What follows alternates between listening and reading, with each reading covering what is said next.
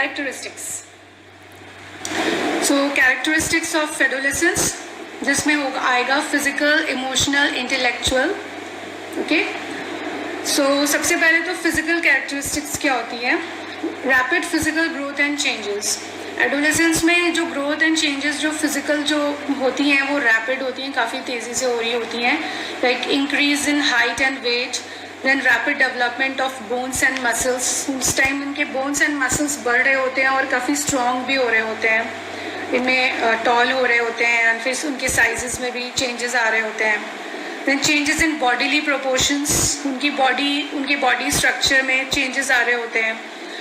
Like girls में देखा जाए, बॉयज़ में देखा जाए तो चेंज इन मोटर परफॉर्मेंस. उनकी मोटर परफॉर्मेंस, उनकी जो ग्रॉस मोटर स्किल है वो ज़्यादा स्ट्रॉन्ग हो रही होती है, ज़्यादा उनमें स्ट्रेंथ आ रहा होता है. वो पहले से चाइल्डहुड के मुकाबले वो ज़्यादा स्ट्रॉन्ग हो रहे होते हैं, क्योंकि उनकी बोन्स की साइज़ बढ़ रही है, तो डेफिनेटली उनकी मोटर परफॉर्मेंस भी ज़्यादा स्ट्रॉन्ग और वो ज़्यादा एनर्जेटिक हो रहे होते हैं. चेंज इन वॉइस, यस, उनकी वॉइस में भी बहुत चेंजेस आ रहे होते हैं. और जैसे देखा जाता है कि बॉयज़ में उनकी वॉइस भारी होने लगती है, गर्ल्स की वॉइस में भी चेंजेस होता है. Then increase size of genital organs, इनके जो जेनाइटल ऑर्गन्स हैं वो भी चेंज हो रहे होते हैं, डेवलप हो रहे होते हैं. Now they are into puberty, तो reproductively also they are like इनमें इंक्रीज हो रहा होता है, इनके अंदर स्टार्ट हो गया होता है. Hair growths on the parts, private parts, ये सब में भी ये सब body all over the body, ये सब भी फिजिकल ग्रोथ एंड चेंजेस में दिखता है. Then breast development and growth of pelvis. Breast development होता है और गर्ल्स में थोड़ा ज़्यादा होता है, बॉयज़ में भी चेंजेस आते हैं. ये चेस्ट के पोर्शन में थोड़े ब्रॉड हो रहे होते हैं. एंड पेल्विस ऑल्सो, उनके पेल्विस में भी वो भी बोन्स ग्रो होने की वजह से उसमें भी ग्रोथ एंड डेवलपमेंट देखा जाता है. Night emission and menstruation, night emission in boys and menstruation cycle in girls, ये भी स्टार्ट हो गया होता है. And hair growth, physiological system, pulse rate and blood pressure, ये सब में ग्रोथ होता है. पल्स रेट, उनका ब्लड प्रेशर, ये सब कुछ जो है इसमें इंक्रीज होता है, वो देखा जाता है. और हेयर ग्रोथ तो होते ही है because of the hormonal changes, तो इसलिए फिजिकल ग्रोथ भी देखा जाता है. एंड फिजियोलॉजिकल सिस्टम्स में भी चेंजेस आते हैं. So this was physical growth. Next emotional. Okay, so emotional characteristics or changes, heightening of emotions and variation in emotional moods. इनके इमोशनल कैरेक्टरिस्टिक्स में भी चेंजेस देखे जाते हैं. इनके इमोशंस बहुत एक्सट्रीम में हो जाते हैं, या तो इनको बहुत गुस्सा आ जाता है, या फिर इनको बहुत ज़्यादा जो है ये बहुत इमोशनल भी हो जाते हैं, बहुत सेंसिटिव भी हो जाते हैं काफ़ी. इनको बातें अगर कुछ ऐसे कहो तो ये बहुत दिल पे ले लेते हैं, बहुत हर्ट हो जाते हैं. वेरिएशंस इन इमोशनल मूड्स, इनके इमोशनल मूड्स में भी वेरिएशन देखा जाता है. इनको अगर इनको कुछ कहा जाए या कुछ इन पे रोक टोक की जाए तो इनके बहुत ये अपसेट हो जाते हैं इस एज में. नॉट अंडर कंट्रोल में नहीं रहना चाहते, जैसे पहले की तरह होता है कि एक बार बोल दो चुप हो जाओ तो चुप हो जाएंगे. अब ये बहस करते हैं, ये पेरेंट्स के साथ इनकी आर्ग्यूमेंट्स हो जाती हैं अगर उनको रोक टोक किया जाए या कुछ. तो ये अभी पूरी तरीके से ये समझते ही नहीं है, इतने मैच्योर भी नहीं होते हैं, तो इसलिए ये जो है इनकी आर्ग्यूमेंट होती है, कंट्रोल में नहीं रहना चाहते. ये कॉम्प्लेक्सिटी, इनके बिहेवियर में कॉम्प्लेक्सिटीज़ भी देखी जाती हैं, इनके इमोशंस में भी कॉम्प्लेक्सिटीज़ देखी जाती है. डेवलपमेंट ऑफ इन्फीरियरिटी कॉम्प्लेक्स का भी डेवलपमेंट इनमें दिखा जाता है. इसमें अगर इनको बहुत डांटेंगे या कुछ भी तो ये सोचते हैं कि अपने ग्रुप में भी ये सोच सकते हैं कि ये ज़्यादा हमसे अच्छा है, ये लुक्स के बारे में भी कि ये हमसे ज़्यादा अच्छा दिखता है या हम इतने अच्छे नहीं दिखते हैं, या किसी भी बात को लेके इनके अंदर इन्फीरियरिटी कॉम्प्लेक्स भी आ जाती है. Sexual frustration, day dreaming and fantasies, ये सेक्सुअल फ्रस्ट्रेशन इनके अंदर स्टार्ट हो गया होता है. फिर डे ड्रीम और थोड़े से ड्रीम वर्ल्ड में रहते हैं और फैंटेसीज में रहते हैं. अगर इनको ये जो मूवीज़ होता है या फिर कुछ भी लाइक म्यूज़िक वीडियोस या ये जो भी कुछ मीडिया और सोशल साइट से इन सब के ये सब बहुत ही रोल प्ले करते हैं डे ड्रीमिंग और फैंटेसीज में. रियल वर्ल्ड में नहीं होते ये लोग, कि सच्चाई का नहीं पता होता है इनको, ये फैंटेसीज में ज़्यादा रहते हैं जैसे मूवीज़ में होता है, जैसे उसमें इससे बहुत इंस्पायर हो जाते हैं. Then development of abstract emotions, इनके एब्स्ट्रैक्ट इमोशंस का डेवलपमेंट हो रहा होता है। एब्स्ट्रैक्ट इमोशन का मतलब है कि children emotional expression towards children का तो इमोशनल एक्सप्रेशन कंक्रीट ऑब्जेक्ट की तरफ होता है, लेकिन एडोलेसेंस जो है वो उनके एब्स्ट्रैक्ट इमोशंस होते हैं, मतलब एब्स्ट्रैक्ट ऑब्जेक्ट की तरफ उनका इमोशनल फीलिंग्स देखा जाता है। एब्स्ट्रैक्ट का मतलब कि दैट यू कांट सी, वो ऑब्जेक्ट मतलब उसको सामने आप देख नहीं सकते हो but you can feel like love, fear, desires. तो ये वाले जो इनके इमोशंस होते हैं, एंगर, जेलसी, लव, डिजायर्स, ये सब जो है ये इनके इमोशंस जो हैं बहुत डेवलप हो रहे होते हैं। रियलिज्म इन इमोशनल एक्सपीरियंस, अब इनको इस एज में थोड़ा रियलिटी का भी पता चलता है, इनको थोड़ा सा इमोशनल एक्सपीरियंस जो है इनका थोड़ा सा रियलिटी बेसिस पे भी डेवलप हो रहा होता है। They enters the period of reality, they now appreciate, they can appreciate the people around them, वो अपने आसपास के लोगों को अप्रिशिएट भी कर सकते हैं और जो डिज़र्व करते हैं, और फिर जो डिज़र्व नहीं करते हैं they just also they dislike them, ऐसा भी करते हैं। मतलब उन्हें पता चल रहा होता है, इंसान की पहचान इनको हो रही होती है, स्ट्रेंथ एंड वीकनेस जो है इनको पता चल रहा होता है, तो थोड़ा रियलिज्म का जो है इनको एक्सपीरियंस हो रहा होता है। वाइडेंड लॉयल्टीज, ये लोग काफ़ी लॉयल भी हो रहे होते हैं, स्पेशली अपने ग्रुप सर्कल, अपने फ्रेंड सर्कल में थोड़ा इनमें लॉयल्टी देखा जाता है, अपने फ्रेंड्स के लिए, अपने बेस्ट फ्रेंड के लिए, तो थोड़े ज़्यादा लॉयल हो रहे होते हैं, तो ये भी इनके अंदर देखा जाता है। इमोशनल ये that is also one of the emotional characteristics.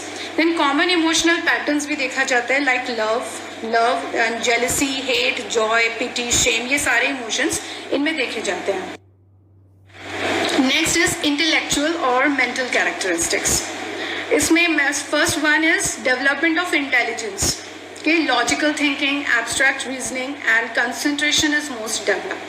इस एज में इनकी जो इंटेलिजेंस जो है वो काफ़ी डेवलप हो गई होती है, लाइक अब उनके अंदर critical thinking, logical thinking develop हो गई होती है।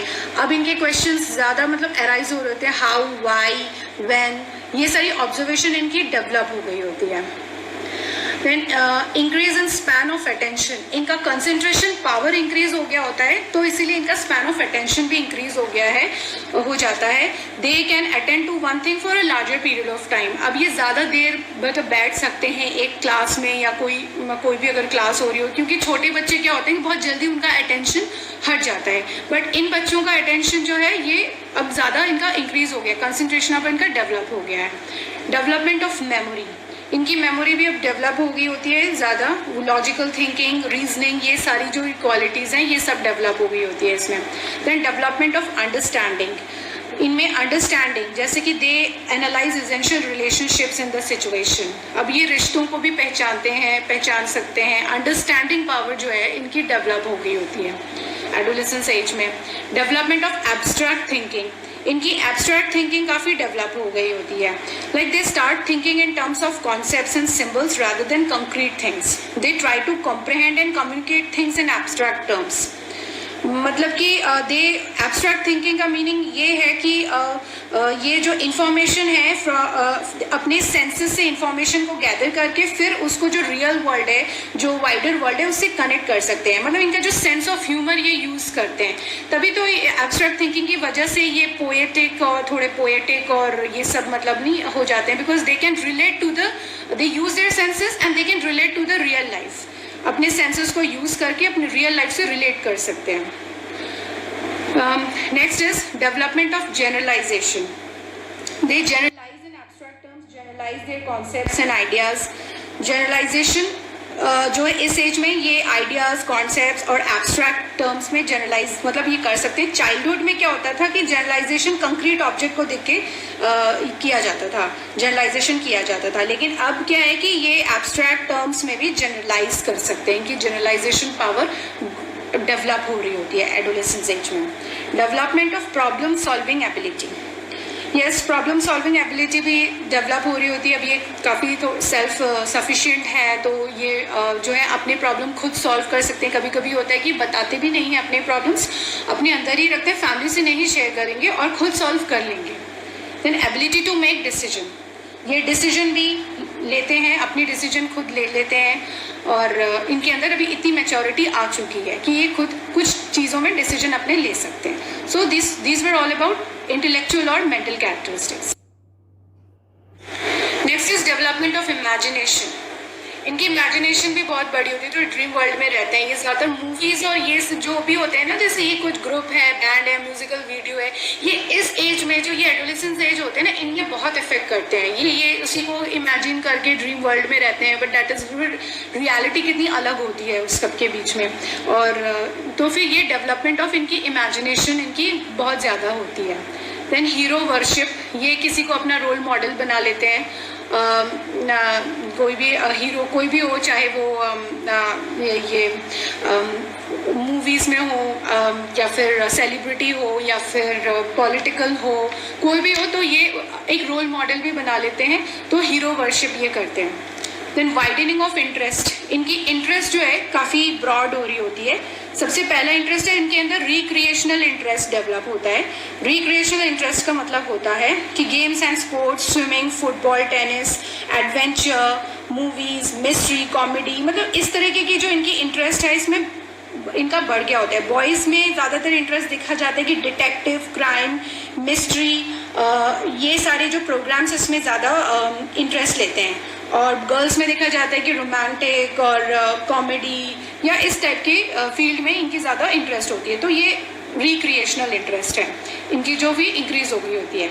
सोशल इंटरेस्ट, सोशल इंटरेस्ट में भी ये सोशली बहुत इंटरेस्टेड होते हैं. ग्रुप एक्टिविटीज़, टीम वर्क, इन सब में ये बहुत ही अच्छा काम करते हैं. अगर इनको अगर कुछ ऐसे ऑर्गेनाइज करते हैं स्कूल में तो फिर ये लोग काफ़ी अच्छा इसमें पार्टिसिपेट करते हैं ग्रुप में और इंजॉय भी करते हैं और अपने टैलेंट को प्रूव भी करते हैं. पर्सनल इंटरेस्ट, अपने आप को लेके भी, अपने लुक्स को लेके भी ये बहुत जो है इंटरेस्टेड हो गए होते हैं, काफ़ी कॉन्शियस हो गए होते हैं अपने हेयर्स को अपने. और आजकल तो देखा जा रहा है कि आजकल के जो बच्चे हैं, स्पेशली एडोलेसेंट्स, वो सभी जिम वगैरह जाके अपने आप को कितना, अपने लुक्स को कितना इम्प्रूव कर रहे हैं सभी, और कितना मतलब अपने लुक्स पे बहुत ध्यान दे रहे हैं. सभी को अपनी बॉडी 6 पैक्स बनाना है और ऐसे लगना है जैसे कि जो मूवीज़ में दिखाते हैं सबको, मतलब वो स्टाइल फॉलो करते हैं. इस तरीके से ये अपने पर्सनल इंटरेस्ट में बहुत ध्यान देते हैं.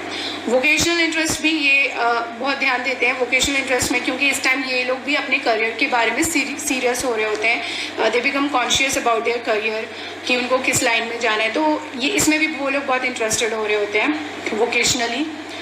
रिलीजियस इंटरेस्ट भी इनके अंदर देखा जाता है. ये लोग फिलोसफिकल और रिलीजियस भी बहुत हो रहे होते हैं, और इनको लेकिन सही गाइडेंस की भी ज़रूरत है, नहीं तो फिर रिलीजियस इंटरेस्ट या फिलोसफिकली भी ये लोग कुछ मिस इंटरप्रेट भी ना कर लें. And interest in sexual matters में भी अपोजिट जेंडर, अपोजिट सेक्स की तरफ इनका ज़्यादा इंटरेस्ट होता है. और they always want to impress, boys want to impress girls and vice versa. तो ये भी होता है. नेक्स्ट इज सोशल कैरेक्टरिस्टिक्स और चेंजेस, जिसमें कि सोशल कैरेक्टरिस्टिक्स और चेंजेस भी इसमें देखा जाता है कि sex consciousness, social consciousness, group loyalty and social service. ये सोशल कैरेक्टरिस्टिक्स में ये सारे हैं कि अपोजिट जेंडर की तरफ अट्रैक्शन, एंड सोशली बहुत कॉन्शियस हो गए होते हैं अपने ग्रुप के लिए, अपने टीम के लिए. देन अपने ग्रुप के लिए वो लॉयल भी हो रहे होते हैं, एंड सोशल सर्विस में भी ये पार्टिसिपेट करते हैं. Next comes need of adolescence. Why adolescence is important? Adolescence सबसे पहला इसका नीड है, need of freedom from dependence. अब जो है ये एडोलेसेंस डिपेंडेंट नहीं रहना चाहते हैं, they want to be free. अब वो खुद सेल्फ रिलायंट रहना चाहते हैं. पेरेंट्स के रोक टोक अब नहीं पसंद करते हैं इतना. And need of association with opposite sex. अब वो जो है गर्ल्स से, बॉयज़ जो है ना, गर्ल्स से मतलब अपोजिट सेक्स से इनकी फ्रेंडशिप अच्छी हो रही होती है, तो उनके साथ एसोसिएटेड रहना पसंद करते हैं और उनकी कंपनी एंजॉय करते हैं. नीड फॉर सेल्फ सपोर्ट भी इनमें देखा जाता है और ज़रूरत होती है, because self support implies what they would like to do and become in life. Education and vocational guidance are important to fulfill this need. Course should be तो इसीलिए सेल्फ सपोर्ट में कोर्स ऐसा सिलेक्ट करना चाहिए इनको कि जो कि इनके स्पेशल एप्टीट्यूड को पहचाने और इनको सही गाइडेंस दे इनके करियर के लिए. Need for philosophy of life, थोड़ी फिलोसफी भी ज़रूरत है, थोड़ा रिलीजियस होना भी ज़रूरी है. क्योंकि इतना मेटेरियलिस्टिक होना भी ठीक नहीं है. तो फिर they need to be philosophical and religious in life for their moral development, उनके moral development के लिए. नीड फॉर सिक्योरिटी, यस, ये इनसिक्योर भी हो रहे होते हैं. अगर इनको फैमिली से नहीं प्यार मिलेगा, अगर ऐसा कुछ होगा, फैमिली में कुछ प्रॉब्लम है, कुछ टेंशन है, तो ये इनके दिमाग में बहुत अफेक्ट करता है, मेंटली इनको बहुत अफेक्ट करता है, तो ये इनसिक्योर फील कर सकते हैं ये. और फिर हो सकता है कि ये कुछ गलत ड्रग एडिक्शन में या किसी गलत कंपनी में चले जाएं सिक्योरिटी के लिए या फिर किसी का साथ पाने के लिए. Then need for self recognition, एक सेल्फ रिकॉग्निशन की इन्हें बड़ी ज़रूरत होती है, खुद की पहचान. So they want to prove themselves कि वो उनके अंदर टैलेंट है और वो अपने आप को प्रूव करके इफ़ दे विंस तो ये मतलब उनको एक रिकॉग्निशन मिलती है. तो फिर एक नीड फॉर सेल्फ रिकॉग्निशन भी ज़रूरी है. Next, need for success, they want to be successful, they have to be successful, तो नीड फॉर सक्सेस भी है. Then need for better food, adolescence में better food, healthy food, proper diet की भी ज़रूरत है, because they are growing, so many hormonal changes हो रहे होते हैं इनके अंदर. तो कितने सारे उनके फिजियोलॉजिकली, साइकोलॉजिकली, हार्मोनली, मतलब इनके अंदर इतने सारे चेंजेस होते हैं. तो इसीलिए बेटर फूड की ज़रूरत है, हेल्दी डाइट की ज़रूरत है. Desire for new experience, now उनको अच्छा लगता है. अब ये पहले छोटे बच्चे या प्राइमरी बच्चों की तरह नहीं है कि मम्मी पापा के साथ आउटिंग पे जाएं. ये चाहते हैं कि अपने ग्रुप में जाएं, अपने ग्रुप में फिर ये एक्सकर्शंस, एजुकेशनल ट्रिप और कुछ मतलब अलग अलग जगह पे कैंपिंग या अपने फ्रेंड सर्कल के साथ जाके नए नए एक्सपीरियंस करना चाहते हैं वर्ल्ड का. Importance of study of adolescence, या स्टडी ऑफ एडोलेसेंस बहुत ही इंपॉर्टेंट है. This is because first is understanding characteristics and problems. To deal effectively with the problems of adolescents, teachers and parents must know their developmental characteristics and problems.